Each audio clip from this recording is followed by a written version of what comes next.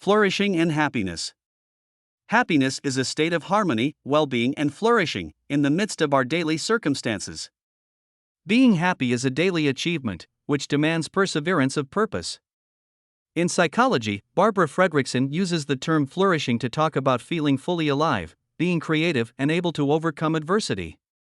Martin Seligman, in his theory of well-being, tells us about flourishing as a term related to positive mental health, since it implies the absence of mental illness or disorder and, at the same time, the presence of personal growth.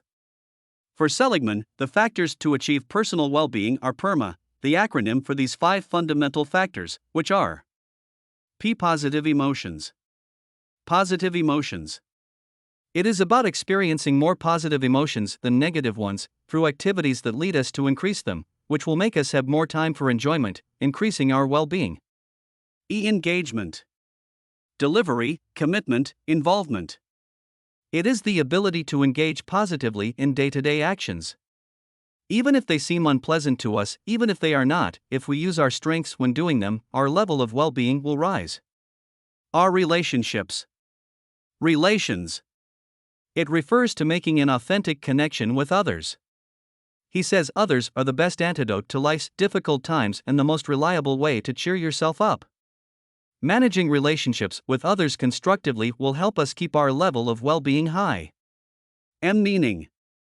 Meaning in life. Belonging to something bigger than ourselves will also lead us to well-being. Being altruistic will bring us more happiness than buying something, for example. A. Accomplishment. Discipline, perseverance, and results. Feeling that we can achieve the goals we set for ourselves will increase our well-being. It is the perception of achievement. We truly succeed when we persevere, have greater determination, and maintain consistency of purpose. Sometimes, they are more decisive than one's own capabilities.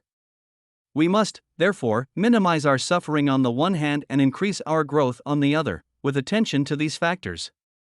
Furthermore, Seligman states that we must have at least 3 of these 6 additional characteristics: self-esteem, having a positive attitude towards oneself, optimism, resilience, ability to overcome adversity, vitality, self-determination, and positive relationships. All of this represents a great challenge for which, without a doubt, it is worth striving.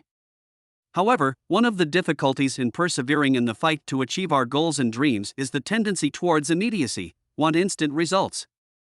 In the immediacy, we often become discouraged. It is the sum of small advances, the perspective of progressive improvements, that allows us to value our perseverance of purpose, our achievements. I am referring to when we pursue a great goal, which, broken down into sub-goals, involves the achievement of many small, subtle, and more or less perceptible changes, efforts, and improvements in the short term, necessary, fundamental, and prior to achieving that great goal, that it will come in the long term. Human flourishing, like that of flowers, is not visible in the short term. Sometimes we think we're not moving when we really are. We advance discreetly and unfold like the petals of a flower, barely perceptible immediately, but spectacularly when we observe with the perspective of time. Let's think about the trajectory of learning, days of work and effort, before reaching his blossoming into an elite athlete who breaks a new record. A cook who prepares an exquisite menu, or a climber who does an 8,000.